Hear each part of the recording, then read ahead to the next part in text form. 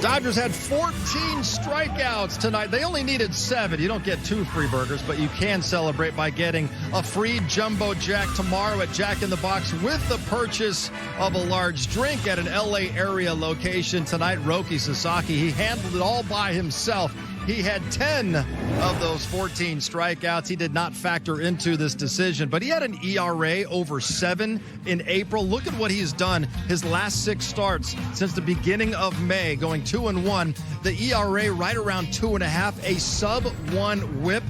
38 strikeouts to only 8 walks. He's been a completely different guy, and he had another message sent tonight, an outstanding performance by Roki. Let's hear from him speaking with the media. Roki, tonight you had 10 strikeouts, a new career high. When you look at just the performance that you're having right now on the mound, is this a culmination of all the work you've put in recently just to get to this point? 今10三振で初めての届けたんですけれども、今できているこの結果というのは今まで取り組んできたことすべてがうまく噛み合ってできたような結果ですか。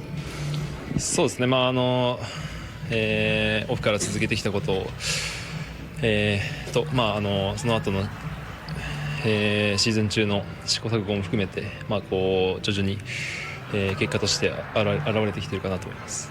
Yeah, I've been doing a lot of things from the off season and also making adjustments in season 2. So I feel like everything kind of come together right now. This was your second time seeing them in essentially a month. What did you take from your last outing that helped you with this one tonight? 今回2回目のレンジェスの対戦になると思うんですけど、何かその前回から得たというか、気にしてよかった点というのを。そうですね。前回の試合で投げたなんですか、配球だったりそういうところも、加味して今日の試合に臨んだので、ここビルも、ピッチングコーチもうまくリードしてもらえたかなと思ってます。Yeah, last game against Angels, I pretty did a good job and I learned from the sequencing, so I pretty much use the same sequence today and I stick to it. You said last week that you're finally able to pitch like you again. What does that look like? What does that open up for your confidence going forward? 前回でその自分らしい投球ができたというようなことがあったと思うんですけども、何かそのきっかけというかそれが広がったような要因はあるんでしょうか。本当に積み重ねてきたことと、あとは最後少し合わせてるいろいろな試行錯誤をした上でなんていうんですかね、ちょっと微調整しただけなので、基本的にやってることは変わらないですし、ただ思ったところに、思ったボールが行くようになった分、ある程度自分のペースに投げたりだとか配球っていうのもどんどんリズムよくなってくるのかなと思います。Yeah, I'm actually building up something. I'm making small adjustment all the time. I think that because of that, everything kind of put together, and then so. And also, when I do that, I find a good rhythm out there, so that kind of keep me going. In a lot of ways, it was a pitching clinic tonight for the Dodgers, Jerry, but also in a lot of ways, it was a defensive clinic. We must have seen a half a dozen truly great plays in this game, and maybe the play of the year by an infielder from Miguel Rojas. Listen, we know how hard these guys work. They get here every single day, early work. Chris Woodward, Dino Ebo, these guys are out here doing the routine stuff, but when you have hands like this, the talent of Miggy Rowe, you make outstanding plays. Yes, you see, he was ruled safe, but obviously later after the challenge, Freddie Freeman, the foot was still on the back. Look at the strike by Freddie Freeman. He does Pilates, but the throw by Miggy Rowe, that is absolutely sick. Fans, do you understand? He has to barehand the ball while he's going towards the third base dugout, throw across his body, and make a strong, accurate throw 40 yards away. I say it all the time, and I'm going to continue saying, baseball players are the best athletes on the planet. No disrespect to anybody else. They have to do everything. Catch, throw, hit 95 to 100 miles an hour. Outstanding play by one of the better athletes still, Miguel Rojas. I just feel like Dalton Rushing. It really was. That's how we were all. It's like really, feeling. That's just ridiculous. Like I don't know how to react because it was just awesome to see, awesome to watch. See his athleticism, just watching him work out there. It truly is a joy to see. But here's another thing too. Miggy Rowe is there 2:30, 3 o'clock for every day. All those guys every day, so they can shine and put on shows at 7, 7:30, 8 o'clock. These guys work extremely hard, and it's fun. come to its fruition during the game. Yeah, Santiago Espinal made another one to keep the Angels off the board. Life is good for all of us here in Los Angeles, especially for the manager for your back-to... Dodgers beat the Angels for the 4th time this season. This was a walk-off winner. Let's hear from the skipper, Dave Roberts. This is the guy that we saw in video in Japan, and that we hope to get. And I think that we were all guilty of expecting it to be seamless, and certainly unfair to Roki, and not appreciating that there has to be some transition period, and he's went through some tough times and some doubts, but he's gotten to the other side, and a lot of support in the clubhouse. And I think he's feeling that. He's put in a lot of work himself. He's a lot more physical. The stuff is really playing well. We talk about that split. And the split now, ironically, is kind of to the velocity that it used to be in Japan. And so there is an adjustment with the ball that he had to make with his grip with the split. But now it's 90, 91. And yeah, I mean, it's just, and you can see his demeanor on the mound, just real confidence. And it's good to see him get through 7 innings tonight the way he did. Is there an example of how you're now seeing it hit a consistent pace and just he's building with each outing, not only getting better, but you're just seeing a consistency? Yes, yeah. Every time, I think, certainly now, I think we can all agree that the floor for Roki is much higher, and the expectation every time he takes the ball is high, and he's earned that. And I think if you look at the last 6 or 7 starts, it's been as good as any starter in the big leagues in the consistency of performance. So really proud of him. And I know that he wants for more, and the floor has just been raised. Now it's just continue to raise that ceiling.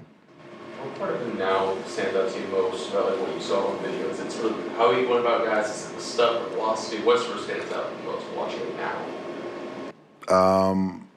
Just the mound presence. I think if you look at the stuff, the results now, striking out high 20%, walking, 5 to 6%. That's what he did in Japan. And now you're talking about major league hitters. So the performance now mirrors that. And then just the way he's carrying himself. There's just no more doubt and uncertainty. I think that, you can tell a pitcher, and hitters can sniff it out when a pitcher is not confident. In the 7th, when you sent Roki back out there, sometimes pitchers can, in a tight game, get too fine or too cute. The way that he responded, he just seemed to attack another level. How much do you enjoy that response to the challenge, and how he was his overall mound presence and demeanor? It was a challenge. It was something that we've talked about how, when you want to give him more leash, and in a 0-0 ball game, 85 pitches, 86 pitches, something like that, where we could have easily pivoted. But I wanted to see how he responded in the 7th inning. And to your point, yes, he did. He was on the attack. He didn't run from the 7th. And that shows a lot of growth. Like I said, I'm just really happy for him. Freddie Freeman and the Dodgers, they win it 1-0. Let's head inside the clubhouse and hear from Freddie Freeman. Freddie, when we look at just the offensive results recently, whether it's been the slug, just extra bases, it seems like things are really aligned for you right now. What do you just attribute to the consistency you're seeing with the swing at the moment? I mean, I wish I had an exact answer. Sometimes you just go through stretches where you just feel good, and obviously I've been feeling good lately. I was tweaking a lot of things early on, just trying to find a consistent feel for things, and sometimes it's just get a couple hits and you get some confidence and get going. So nothing really crazy. It's the same routine, hitting some soft line drives at the shortstop, and things have been working. When you think about the way Roki pitched, the defense tonight, and then of course ending the game the way that you did, how much did this feel just like a complete Dodgers win? Yeah, that was. As an offense, the last couple of games we would like to score more runs than we have, but sometimes it's a tough couple of days. Great pitching. Reed was great on the other side. Roki has been. He's been amazing for about a month now. Ever since that heaters got up to 100, splitters at 92, 93, it's special. He's got the confidence going. He's got the stuff. He just looks great out there. Bullpen was great and gave us a chance to, win the game at the end. And, hopefully we can score more than one run tomorrow. like comfortable does he look than this time last year or even a year ago? Like, I mean, I would love to, what clicked for him or whatever, or maybe it's just becoming more comfortable here. Now it just feels like every time we run out there, we're going to get a start like this. It's really cool as a team to feel like every guy that goes out there, you got a chance to throw up to a game like this. And Rocky's really turned the corner here, and it's fun to watch, especially after last year, grinding, coming back as a bullpen guy, and doing this, and now finding his footing and of being a dominant starter. It's pretty cool. What difficult plays Miggy's play earlier in the game? There was a lot of difficult plays tonight. That was a lot of good defense plays. Santiago's diving play in the hole, just a lot of good stuff. Miggy's play when it hits off a pitcher, you're already going committed to one way, and then you got to make another. The old guy still got it. Freddie, is your confidence even higher now when you come up in walk-off situations like that? It's always been pretty high. It doesn't change. Just when you face Kirby, you got to look up. Fastball splitters. If you look down, you're probably going to chase the splitter. So, I had a nice game plan going into it, looking up, and I was able to get a pitch. Is the version of Roki that you're seeing now similar to kind of what we expected? Heard? Yeah, I don't know if you can expect. It's hard to expect. Okay, like he's coming from a whole other country. He's got to figure this out, and it's not what I would say we expected. It's what we heard, and then when you feel comfortable and confident, then you can start to expect things. And when you keep putting back-to-back starts like he's been doing, that's when the expectations kind of come along with it, which is another avenue that he's got to deal with. So it's what we heard, and to see it coming to fruition here at the biggest of stages, I'm just happy for him, because it's a tough transition. I couldn't imagine myself going to another country and doing what these guys are doing. So I'm just happy for him. Freddie delivers the big blast, the only run of the game. He talked about the incredible defense behind Roki Sasaki and the pitchers tonight, Nomar. But Roki was absolutely outstanding in this game. Listen, we work with an incredible crew, and our crew is second to none. And we're going to go to the K-Zone because you're at home going to see how devastating this split finger really was. We're talking about it, but you're going to be able to see how the fastball and the split finger really work off one another. Here he is against Mike Trout, the fastball. Great location with the fastball. You get ahead of him. Now the count gets to 2-2. Now you come with the split finger. How devastating. And you're going, Mike Trout, how do you swing at that? Well, here's why. Because you have one on the left, the fastball, and then you have the split finger.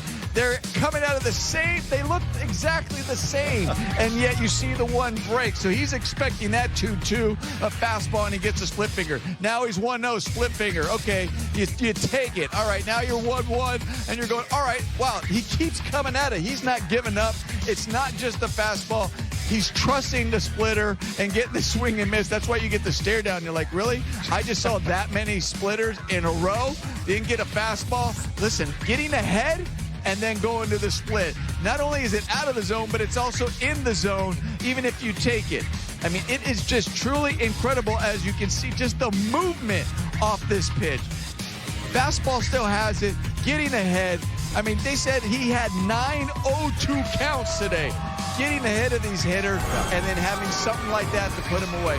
Truly incredible. I'm going to name drop a little bit. Last week, I was with a couple former football players, Plaxico Burress and Todd Gurley, okay? We're talking sports, all sports. All the football players are talking about, there is no way in the world you can hit a baseball. I don't know how you guys do it. They all said hitting a baseball is the hardest thing to do. What we just saw with Roki, every athlete is saying, how in the world are you hitting this? Guess what? Major League Baseball players aren't hitting that when it's that elite.